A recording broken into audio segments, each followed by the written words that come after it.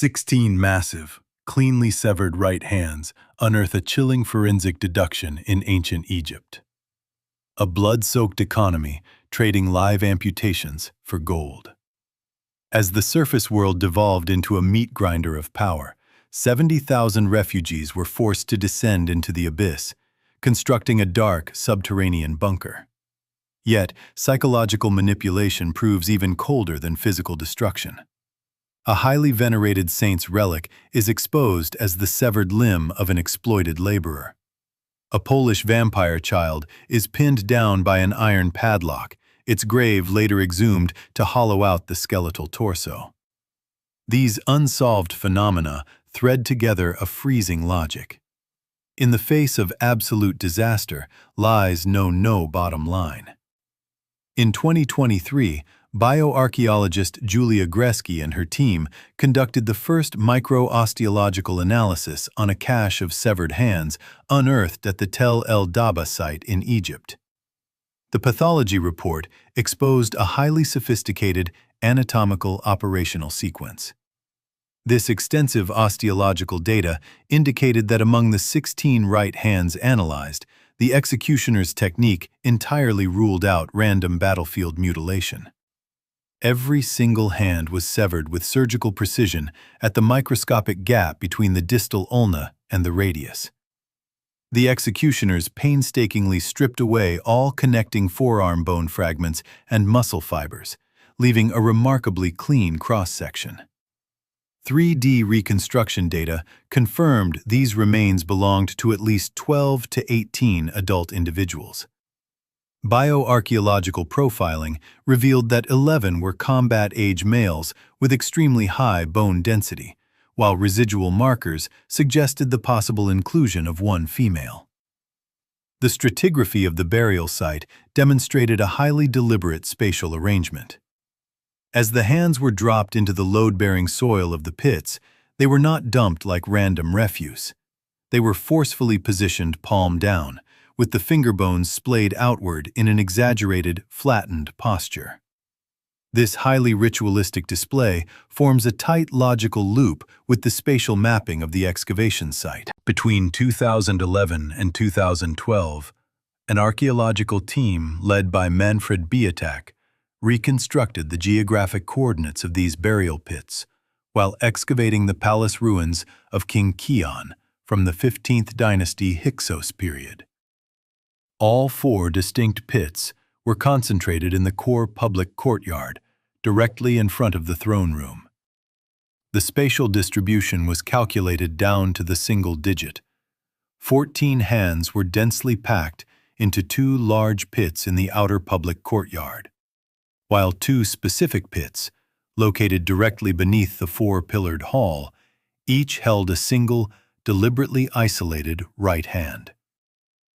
Biatak pointed out that this polarized geographic distribution was, in essence, a physical surrender ceremony designed to publicly broadcast the monopoly on violence to the ruling class. Severing the right hand of an enemy in front of the throne equated to the permanent, state-witnessed eradication of the rebels' armed resistance. Underpinning this anatomical butchery was an intensely rigorous financial auditing system.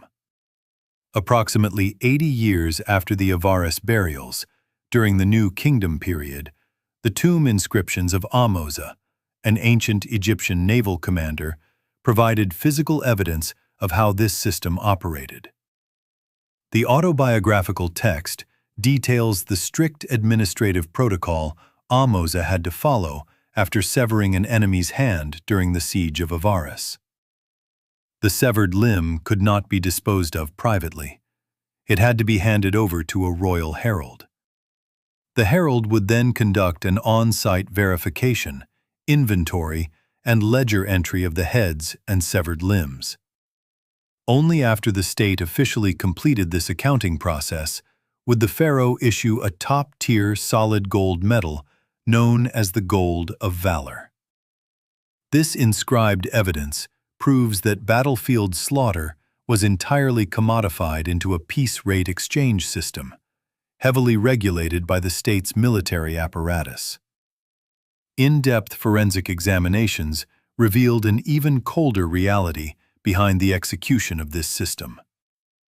Gresky's report noted that on the surfaces of the examined carpal and metacarpal bones, not a single micrometer of metal blade scratching could be found, even under an electron microscope. Had these hands been violently hacked off with long swords or battle axes in the chaos of combat, the bone surfaces would inevitably show fractures or comminuted splintering.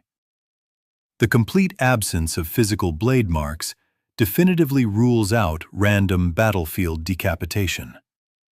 This signifies that the executioners employed professional surgical techniques, guiding the blade precisely through the millimeter-wide gaps between bones, completely avoiding the hard tissue, and severing the wrist entirely by cutting through the joint capsule and ligaments. Soil sifting from the burial pits yielded 0 forearm bone fragments, proving this was a methodical limb detachment backed by ample time and advanced anatomical expertise. Combining this with the splayed, flattened posture found at the site, the forensic community reverse-engineered the decay cycle to establish a crucial timeline. According to the natural decomposition laws of human histology, rigor mortis begins in the extremities 6 to 8 hours after the heart stops pumping, and the body does not relax again until 24 to 48 hours later. To perfectly flatten an adult hand and maintain an extreme splayed finger position, the severed hand and its residual muscle tissue must be in a state of 0 stress resistance. The only physical sequence of events that fits the forensic model is this. These dozen or so victims were highly likely pinned down while still alive, their right hands surgically amputated. Before the traumatic spasms and rigor mortis could set in at the amputation site, the severed limbs were immediately laid flat into the dirt pits. After comparing corresponding stratigraphic data, historians concluded that this surgical-grade amputation, which demanded the complete stripping of soft tissue, was a direct copy of extreme punitive mutilation laws from ancient Western Asia. In the ancient Egyptian belief system regarding the afterlife, a deceased person with an incomplete body could never pass the judgment at the gates of the underworld. Thus, this live amputation achieved not only physical dismemberment, but also the permanent revocation of the victim's right to an afterlife. While the surface power centers weaponized human limbs as piece-rate currency for gold, another massive, millennium-spanning mass exodus was quietly unfolding deep beneath the impenetrable tough rock. Between 2020 and 2024, during a street renovation project in the old city of Midyat in Turkey's Mardin province, heavy construction machinery crushed a section of limestone strata. Following the collapsed rubble downward, workers breached a hidden tunnel entrance. The physical dimensions of this entry point were compressed to the absolute limit. A full-grown adult had to literally fold their body in half just to squeeze through. Crawling through this narrow rock fissure, the construction crew pushed 120 meters deep into the tough strata, discovering a dense network of rooms carved directly into the bedrock on both sides. After Gani Tarkan, director of the Mardin Museum, brought in his heritage team, they confirmed that the explored area of this underground city exceeds 400,000 square meters, with a design capacity of up to 70,000 people.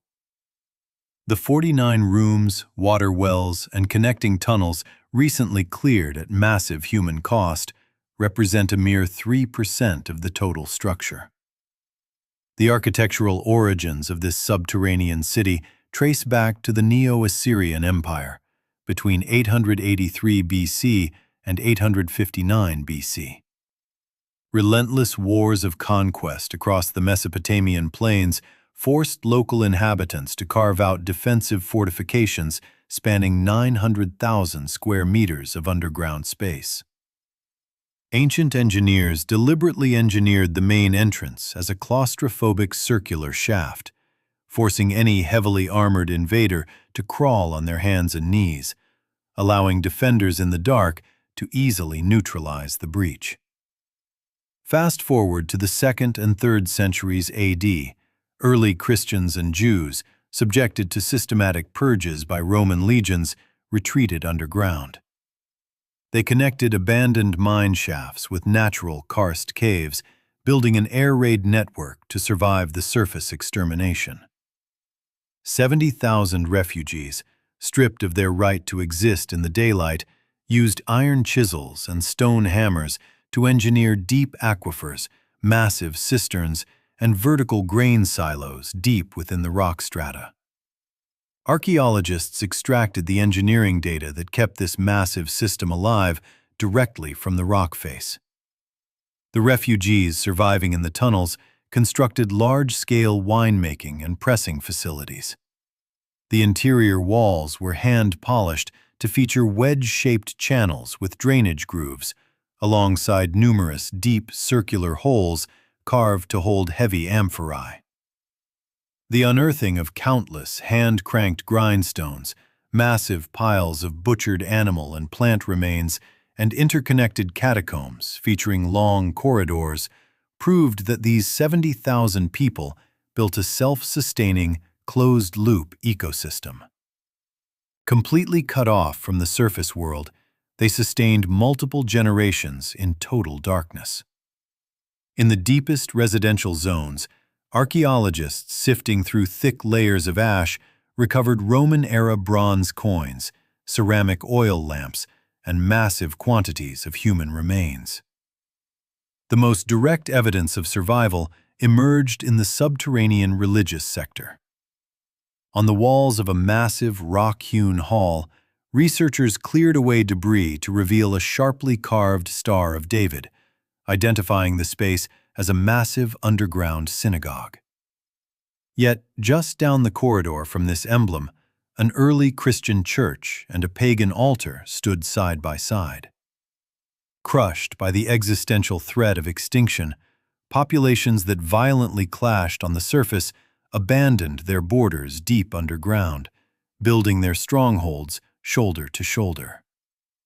The soot-stained stone walls are densely covered with intersecting 8-pointed stars, early human facial murals, botanical textures, and ancient pagan handprint motifs symbolizing protection. This multi-faction refugee coalition sustained tens of thousands of lives using nothing but faint oil lamps, while massive grain silos and active wells operated relentlessly in the pitch black. It was not until the 1970s that a piece of heavy construction machinery collapsed the ground above, its raw steel tracks shrieking against the rock as it plummeted into a 1,000-year-old wine-pressing trench.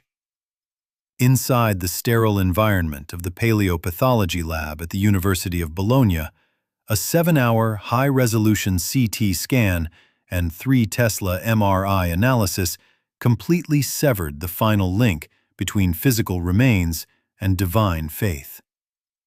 This mummified severed hand, sealed deep within the collegiate church of San Gimignano in Tuscany, had been documented in Vatican archives for 6 centuries as the holy relic of a 2nd-century martyred saint. Every August 15th, on the Feast of the Assumption, tens of thousands of pilgrims would form massive lines to bow and kiss the crystal reliquary housing the hand, praying for health and divine protection. On November 14, 2023, a heritage authentication team was granted permission to extract a mere 3 milligram sample of bone dust deep from the 4th metacarpal of the mummified hand. The Oxford Radiocarbon Accelerator Unit immediately conducted an isotope decay analysis on the specimen. The data peaks with surgical precision locked its absolute dating between 1280 and 1310 AD. This freezing radiocarbon curve instantly shattered a millennium of ecclesiastical mythology. The fatal evidence then exploded across the skeletal architecture revealed in the medical imaging. Lead forensic anthropologist Antonio published a 40-page pathology reconstruction report. The 3D scans clearly exposed extreme osteophyte overgrowth along the margins of the metacarpal and phalangeal joints. The internal cartilage layers exhibited complete deterioration and sclerosis, the result of decades of bearing extreme physical loads. This was not a hand used to turn the pages of parchment Bibles or perform miracles for the masses. The base of the index and middle fingers were riddled with dense, healed microfractures from chronic fatigue.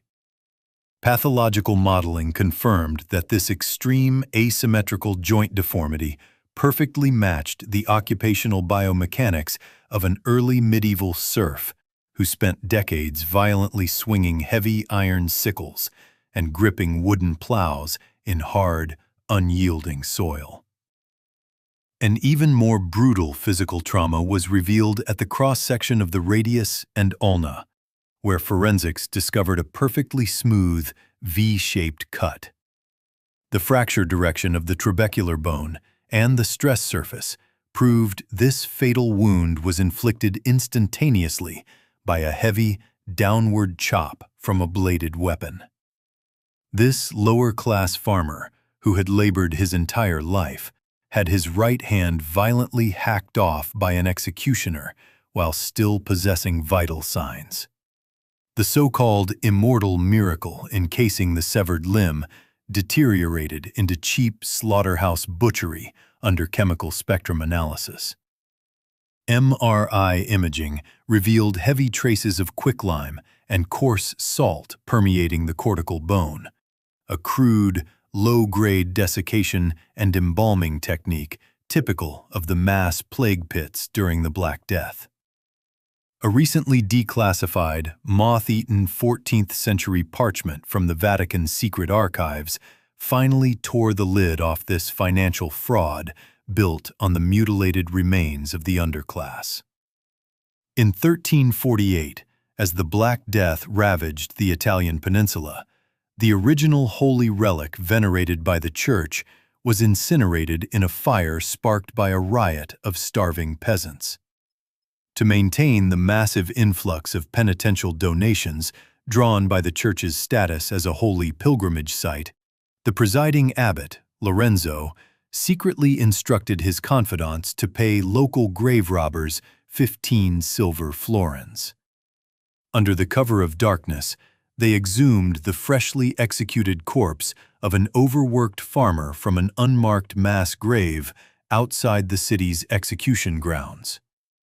The clerics used a blade to chop off the callus-covered right hand, forcefully submerging it in an exorbitantly expensive mixture of myrrh and natural beeswax for months. This artificially engineered the incorruptible preservation and the so-called odor of sanctity, successfully plugging the deficit in the Church's ledgers. The reliquary housing this severed hand was, in itself, a masterclass in extreme luxury. Hand-hammered by elite 16th-century Venetian royal silversmiths, the exterior was heavily gold-plated and encrusted with 42 imported pigeon blood rubies and vast slabs of Afghan lapis lazuli.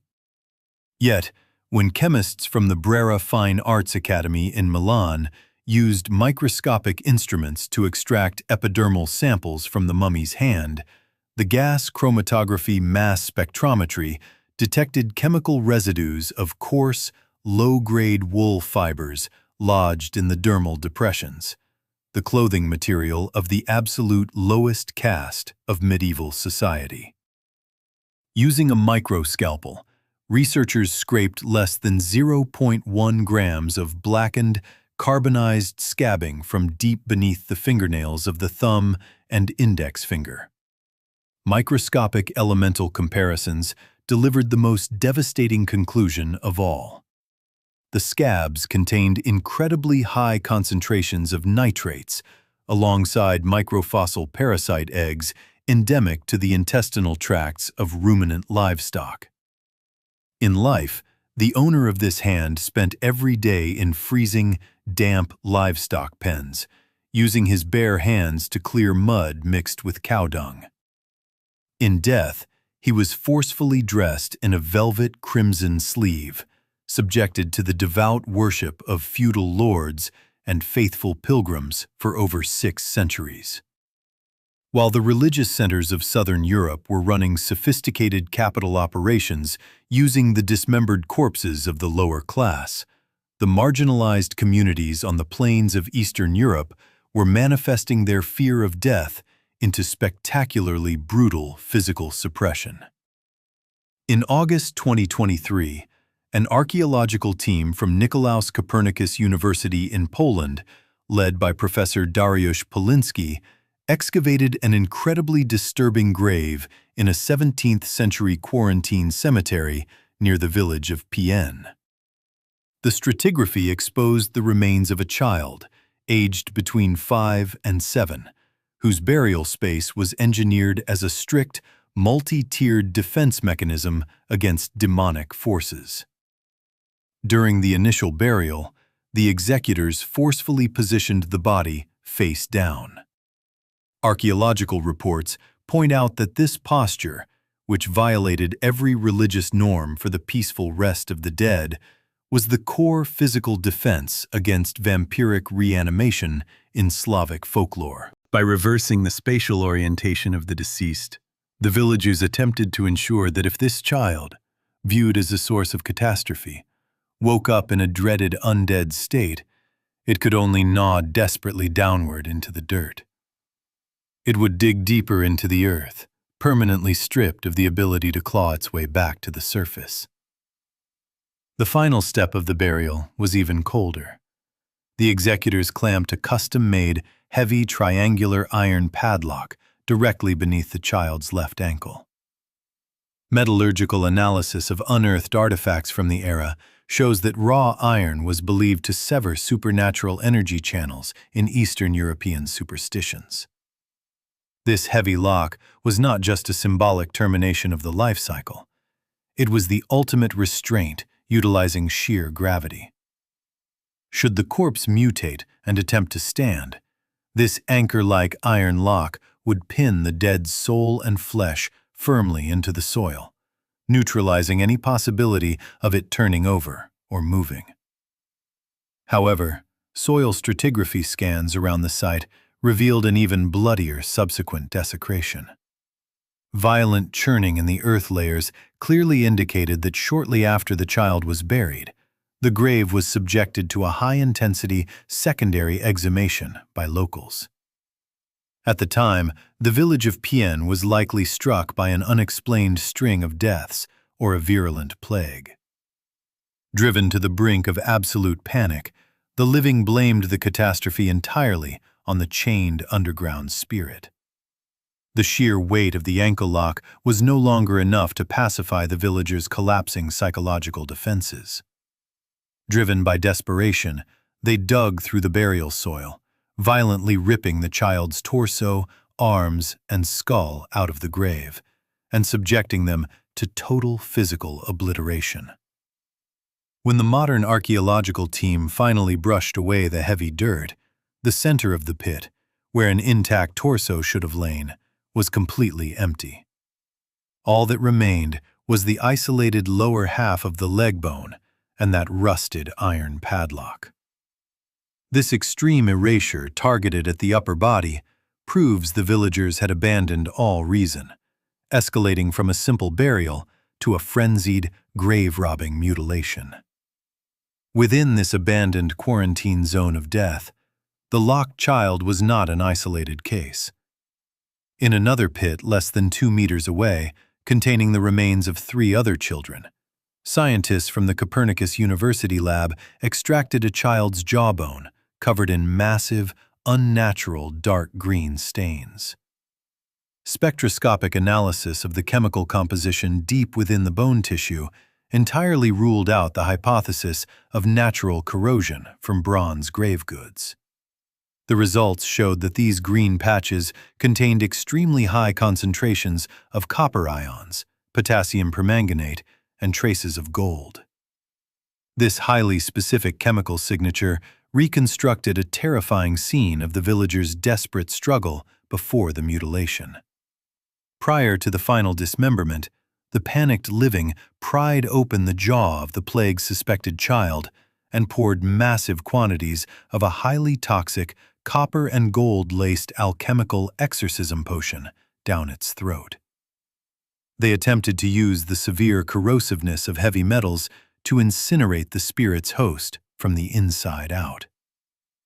The green chemical branding left by the prolonged absorption of this highly toxic brew, combined with the external suppression of the cold iron lock, formed a dual internal-external strangulation network engineered by a society living in the shadow of the plague. This mass grave in Pian was, in reality, a meticulously mapped maximum security underground prison designed to prevent the undead from breaking out. During earlier excavations in August 2022, just 1.5 meters away from the 5-year-old's grave, archaeologists unearthed the remains of a female vampire, dubbed Zosha, which shocked the academic world. Not only was Zosha's left big toe clamped with an identical triangular iron lock, but an extremely sharp farming sickle was placed flush against her neck. The physical leverage of the sickle was set at the most sensitive trigger distance. The moment the corpse made the slightest upward movement to rise, the blade would instantly sever the carotid artery and trachea.